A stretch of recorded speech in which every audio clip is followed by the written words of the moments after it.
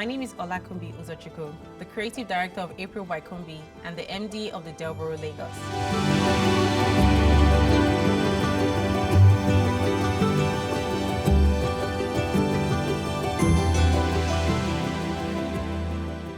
My fifth birthday gift was actually a sewing machine, a miniature sewing machine for my parents. And then growing up, I remember my mom used to watch this lady on NTA, and my mom would ask me, come and sketch this dress for me. This woman, come and sketch, what the lady was wearing. So I would come. I mean, I didn't really know how to sketch that well, but I would sketch and, for my mom. And then growing up,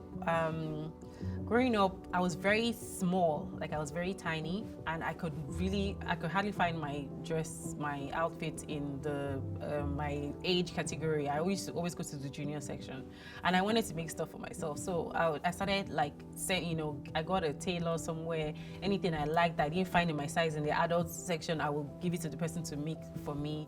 So I knew I was going to do something in the fashion industry. I just did not know what it would be. I didn't know I was going to be a fashion designer.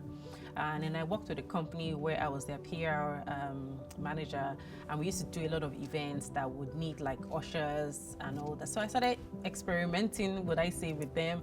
I'll make them different branded outfits, and it became a thing. Like everywhere we go, they just know these people are here and their outfit. And so I knew I was going to do something in fashion. I just didn't know I was going to be a fashion designer. And yeah, so when that happened, I just got really encouraged. Everywhere I go to, they'll say, where did you buy your own? Because everything I see that I want to make for myself, I always make a tweak. I always put a tweak to it. And everyone will ask me, I want to buy, the one you're wearing, I want to buy. So it was encouraging. And then I went for it, and I went to FIT in New York to study fashion. Fashion and hospitality, they are definitely different, but I think they're both in the industry of service. I'm able to do both. It's still work in progress. It's still work in progress. I have a really good team behind me that is able to let me juggle both, would I say occupations, or I recently had a rebrand of April by Kunbi. When I say rebrand, I'll say a comeback. I went into about almost 2 years out of, circulation, because I was burnt out. And I was tired of doing the same thing over and over again, and I wasn't really getting what I wanted, and I needed to just step back. I wasn't concerned, or I wasn't maybe anxious of people that are doing really good. There are really, really great designers in Nigeria, but I wasn't really concerned about what other people were doing. I just wanted to focus on myself and what I really wanted when I was starting the brand, and I wasn't getting it. So I needed to step back and, focus on other things, explore other things that are my passion, like hospitality, like decor, and then go back and focus on the rebrand. So what we are doing right now is still basically what I've always done. I just have a better team to do it better now, to make the classic dresses. I have some dresses that we made 5 years ago, and I see them now, and it still looks like they were made yesterday. So I still want to go into those timeless pieces, very unique, let everything be worth their time and their money. I discovered my love for hospitality during that break. I love hotels. I love, every time we travel, I love staying in new hotels. I just love the experience. And I also love decor. I love interior decor. I love anything that can make me creative. So I don't want to be put in a box. And I think that started happening because I was just doing the same thing over and over again. So my friends call me the plug, because I always like to learn. I always like to find new things. So I feel like I can do everything.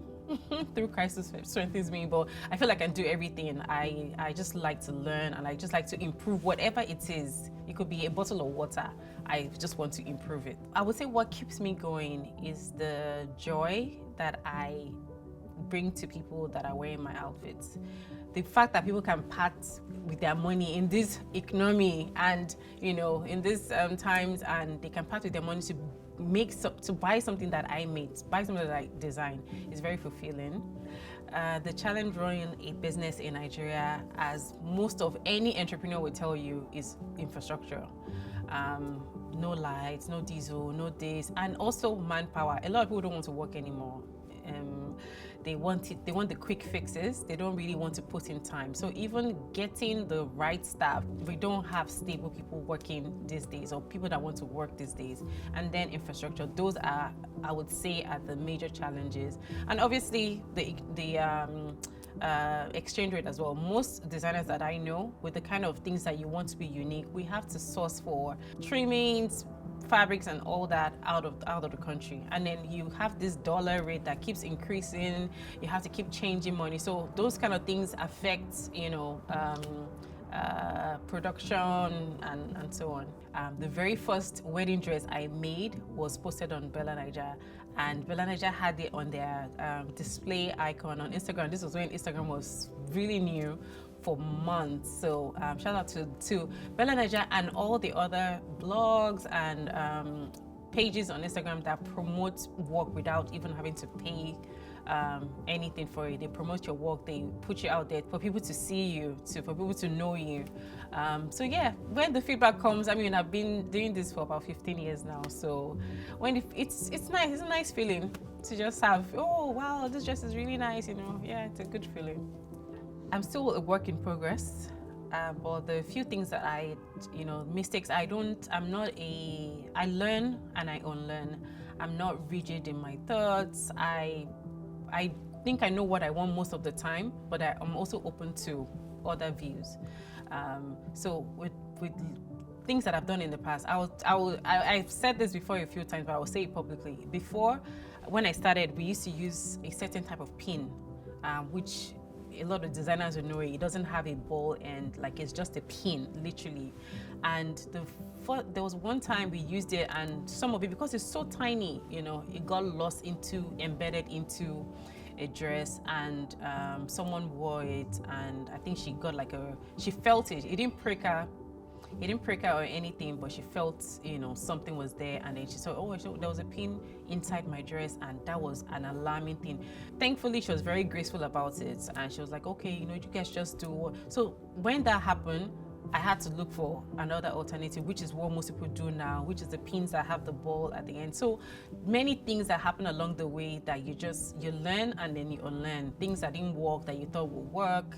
You don't do everything the same way and just expect a different result. So I always just, if something doesn't work, I'll, you know, try to see why it doesn't work. I'll try to reach out to someone that knows better than I do and say, oh, I did this thing like that and it didn't really work. So I'm not afraid to ask questions. I'm not afraid to explore, and I'm not afraid to unlearn things that I think, you know, I know. When I know that something is perfect in terms of a dress, when I stop touching it, or when I stop second guessing the dress, if I keep looking at it and then there's something is wrong with it, I can be a bit of a perfectionist. So that is also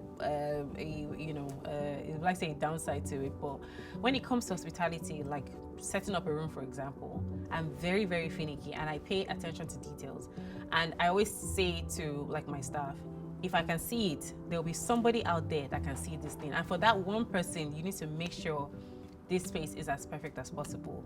As much as a line or how they lay the bed, how they put the pillow, like let it be precise. Let there be that consistency, you know. So hospitality is very broad. And like I said earlier, it takes a village. It's not just me. We have a whole amazing team that work here. We've gotten a lot of professionals, from the F&B to the business development manager, waiters and all that. We've gotten a lot of professionals. So I can't say that I'm doing it on my own. Especially my husband, the chairman, he is very, very detailed. And this is his vision, by the way. It's his vision, and we know what we want. We know what we want people to experience. We know what we want people to feel. We know the image that we want to portray out there. So I would tell any young person that wants to go into hospitality to be prepared, not to sleep a lot of nights, but also to keep their eyes open because they can't do everything. You cannot be both waiter and be housekeeper at the same time. To make sure that they employ the right team that they believe in, and people that believe in their vision, people that that believe in their vision and would translate it into what they want to achieve. I would advise anyone, any young designer or any young entrepreneur that is starting a business to have a structure. Definitely have a structure. And when I say structure, I also mean like even the money culture of the business. Everything that goes in, I think a lot of people know this now, but not everything that goes into your account is meant for you. What you put back in the business, what you keep, what you save, what you invest and everything. I think those were some of the mistakes that I made early on in my business. And then in terms of just running the business, one of the things that made me burn out was I was trying to do everything by myself. I was literally social media manager.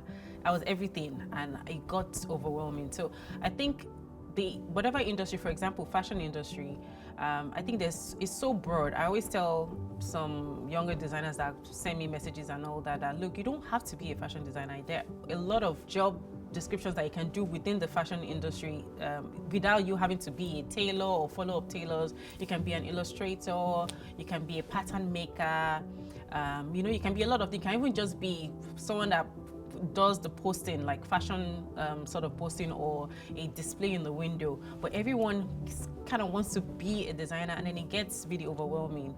But there are other places that you can still find that joy and still show your creativity without being a fashion designer. So I would say any young person going into any of these industries or any business for that matter should try and learn